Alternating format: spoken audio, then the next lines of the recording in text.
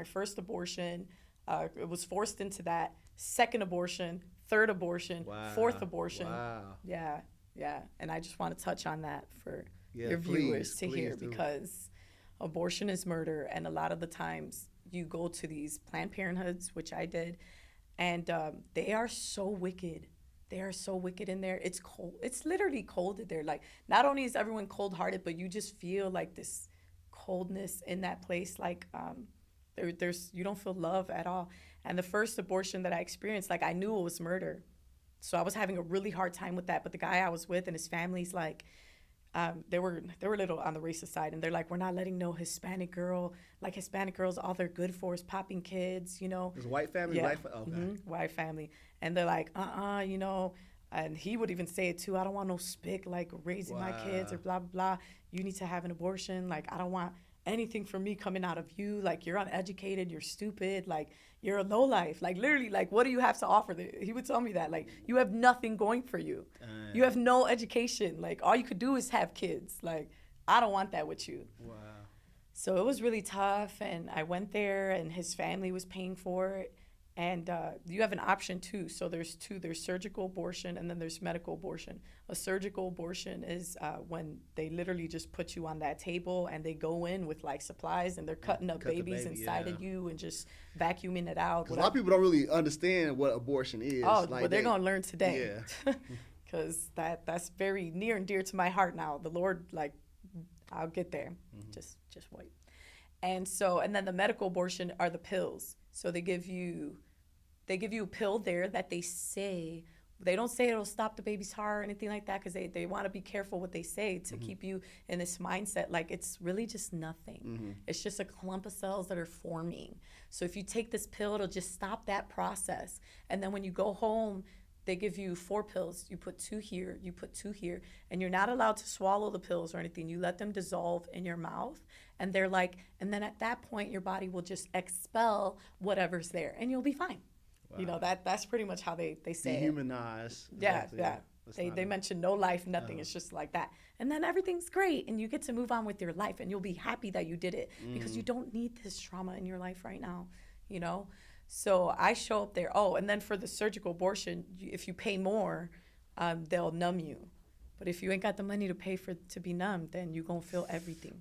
So his family did not pay for me to be numbed. Ooh. So I'm already, like, kind of freaking out. I'm like, oh my gosh. But for some reason, I don't know if it's my whole life, like, being told what to do by men and being shut up, you know, and pushed down and like, we're going to do this to you. So I feel like I kind of allowed him to be like, this is what's going to happen. You're going to have this abortion, and we're paying for it, and you need to shut up, you know, and just do what I said. So I'm sitting there, and I am crying. Everyone in that place knows that I do not want to do this. Everyone there. You think someone would have the heart to, you know, but instead they had the heart to be like, can I help you? And I'm just like, yes. And I go in this closed room. They literally closed the room, and it's supposed to be a counselor. That's literally what they're called in there, a counselor. So I'm sitting there with this woman, and she's like, I understand, but you have to do this. It is the only way that you are going to overcome these feelings and this trauma that you're going through. Do you really think that bringing this baby into the world, or they don't say baby, bringing this situation into the world is going to help? No, you have to take care of this situation now that you're here. This is the best thing for you, I promise you. And then I feel like they're so evil, because, like, she asked me a bunch of questions beforehand, like, hey, so, you know, what was your life like, blah, blah, blah, what's going on, who's this guy, like, how many kids, blah, blah, and literally turned it all around and made it that she went through the exact same stuff. She was like, I've been there before. I know what it's like. I have a kid too. You trust me, like, blah, blah, blah, blah, blah. She literally used my own story on me. That's crazy. I went through that. Trust me. This is the best thing you can do for yourself. Get rid of this situation. Tomorrow is going to be a new day. You guys will take care of everything, like, all that stuff. Evil. I heard a knock at the door. She didn't open it. It was so bizarre. She did not open that door. Even though the person kept knocking, she would not open it, and then took me another way out. The other way out took me to the table. I am crying. It is cold. everyone knows I don't want to do this. All the adults know I don't want to do this. Like, everyone knows. I'm laying on this table. It's cold. Literally, the table's cold. I feel like I'm just like a meat thrown on a cold slab. The counselor is holding my hand, wiping my tears as I'm crying. The doctor walks in with the nurse, and I'm telling you, they are so like nonchalant. I'm literally laying here like a girl's crying, and they're like, yeah, Betty, so what did you have to eat today? Oh, really? Oh my gosh, really? I had the Cobb salad. It was so good, Betty, so good. Like, spread your legs. Yeah, so the Cobb salad, I'm like, like dumbfounded. I'm crying. I don't want to do this. I've let you all of you know I don't want to do this. And yet everyone's still like, you have to do this. You have to do this. And so I'm there, and in this moment, literally, it feels like they it's going to be a little graphic, but they open you up, right? And they go in there, and I can't see what's happening, but I'll tell you what it feels like. It feels like they clamped onto baby uterus. They clamped onto something. And I feels like there's a thing in here like this, inside of me like this. There's a pole that's like sticking out, and it had like I just remember the sound. Like they were holding this, and then it went like click, click, click, click, click, click, click, click, click, click, click, click. And as it was going, remember there's a clamp here. So as it's going click, click, click, and then that part pulls. And so I'm like, oh my, I'm like freaking out. And they're like, it's almost done, you're okay. Yeah, so Betty, blah, blah, blah, click, click, click. And I just feel this like being ripped, literally ripped out of me. That's what it felt like just ripping my guts out of me, ripping this precious life out of me, you know?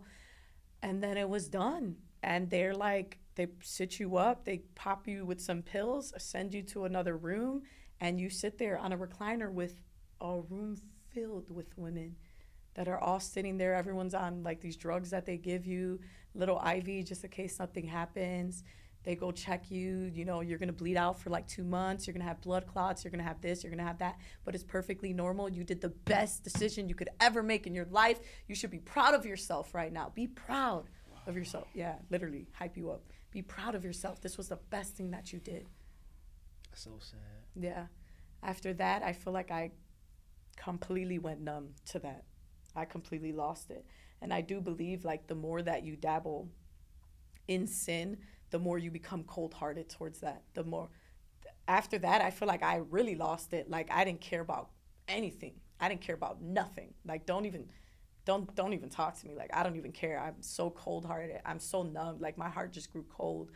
And then the guy's like, dude, what happened? I decided last minute that I wanted the baby. I was knocking at the door. That's what. Why didn't you open it? And that killed me even more, bro. That to me, like, I started crying so hard in that car, so hard, because he knew I didn't want to do that. I already had Kayla, and yeah, like, you know, I already had my baby, and I'm like, yeah, my mom took her from me, and we had this in and outs, but I finally got her back, and I was doing better. I was kind of more in a better headspace. I wasn't on drugs. Yeah, I was drinking and became a party girl, but I felt like I could have done this. You know, that was a life I could have had. That baby, I could have did it. And I'm like, we could do it. I would tell him, like, we could do this. I've done it already. We could do it. And the counselor knew, too. That was him knocking on the door. That's why. I'm like, and it kills me every time I think about that. To me, that's so sad. That she just knew that and took me out like a whole separate way. Like, she didn't open that door.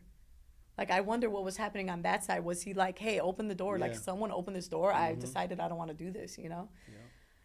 But... yeah, that happened. And then after that, I was dead inside. Got pregnant again. Had another surgical abortion. Didn't care about nothing in the world. Got pregnant again.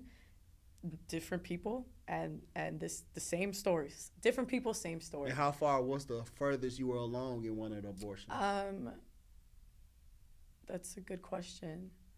Because I feel like I always went in the first trimester. Oh, okay. One of them, the last abortion that I had, I actually saw the baby come out. Yeah. So the Lord opened. And it was a surgical abortion. You this saw the one baby was the medical abortion. Oh, so you passed the baby through. So my third abortion was a medical abortion as well. So I understood and knew, like, I take the pill there. They say it stops the process. You go home, and your body will just expel everything, and then you flush, you know, and you be happy. So I go home. This is the third abortion. My body expels, and I see it. It is a sac, beautiful, perfect, like circle sac, baby inside, whole sac on the outside. Wow. But at that time, I'm cold-hearted. I don't care about nothing. You can't really see the baby in there. You just see this perfect ball of flesh, you know, like skin that my body just threw out. I'm pretty sure I just flushed and moved on with my life. Fourth abortion, I'm already older. And this was September. That's what this is. So I wanted to write the date here, but I feel like it would be too painful. So this was the month of September when this baby passed away. And 2011. Yes, 2011. So different guy, same story. I can't have a kid with you. You have nothing going for yourself. At this point, I already have 2 kids now. Oh, okay. So I have she's probably like 9 years old here, and maybe a 2-year-old at the time, 2 girls. And so I'm really just like, I'm a mess. I'm a complete mess. I tried going back to church. I'm like, I want to do this right. But then I go back to the streets. Then I get pregnant. I'm just like, oh my gosh, right?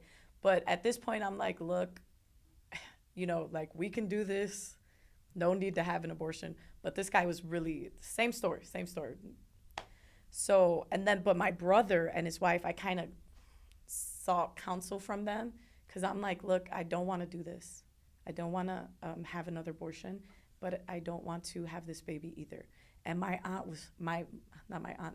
brother's wife, who can no longer have kids. Did she adopt? She wanted to so bad, and that breaks my heart so bad.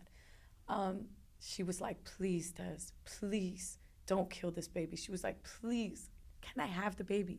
Please give the baby to me and your brother. Like, we want kids, please, Des. And I was so cold. Then she tells the pastor of this church, I show up on a Sunday service because in a weird way, I am seeking some kind of counsel. I'm trying to get out of it, but I don't know what I'm looking for. Like, because I have the guy in my ear, like, hurry up. Like, what are you waiting for? We need to get this done. And then I have my brother's wife, like, please don't do this. And then I show up at the church and the pastor preaches my story. And then I get furious because I'm like, who told him? Yeah, I lost it at that church. I lost it. He's like, you know who you are. Abortion, like, that's a sin. It's wicked. You're evil. You're doing the wrong thing. You need to make a wise decision. Like, but that cost me out the door. Like, that did not make me feel like, for some reason, that just total opposite. I go downstairs, found my sister-in-law, and I start yelling at her in front of everyone. I was crying. I'm like, you told him. And she's like, they separate us. They just separate us. They kick me out. I'm out of the church now. I go back and I'm furious. I'm like, let's do it. Whatever. You want to kill whatever. I don't care. At this point, I don't care. I really don't. So we go to this abortion clinic, Planned Parenthood, yet again. And I think this one was downtown. I don't know if it's LaSalle, downtown. We're in there, but this time it is so different. It's so different because before I would just move along with all the coldness. You know, the first one I had all the feels, but that died. Second one, no feels. Third one, no feels. Fourth one, I'm feeling heavy, like a heavy presence. Like I'm feeling like the Lord has literally had up to here with me. And it was crazy. Like this fear was overcoming me. And I'm sitting there in the room and, I'm on that bed and the guy's sitting right there. And then a guy doctor comes in and he's like, here's the pill. Take the pill. And I'm so scared because I legit feel like the Lord has told me, you do this, I am turning my face from you. And I'm like, so I'm literally like looking at him and he's like, come on. And the doctor's like, take the pill. And I'm looking at him. He's like, what are you waiting for? The doctor's like, the pill's right here. And I'm just like, and so much pressure gave in, put this dumb pill in my mouth. Put the pill in my mouth. They give me the 4 pills to take home. The dude gets in the car, puts me in the car, is very happy, never going to talk to me again, never saw me again, never said anything to me. Didn't even ask how the abortion went, like, nothing. Like, doesn't even know if I'm alive. Like, dropped me off home. At this point, I have a roommate. I brought this girl in from the church. She had nowhere to go, so she's there but doesn't know what I'm going through. And I sit down on the couch. She's on the couch. She's, like, studying. She's going to, like, Bible college. And I'm just there, and I put these 2 pills, 4 pills, really, 2 here, 2 here. And I'm letting them dissolve, like they said. And they say to wear a pad, you know. I put the pad on.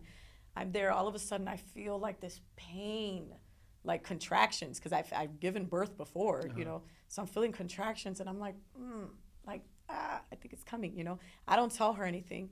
And I go to the bathroom, and I pull down my underwear, and I see I literally delivered a baby. Wow. I delivered this baby. It was like, the baby was like this big, laying fetal position. I saw the little tiny limbs, little arm, like little everything.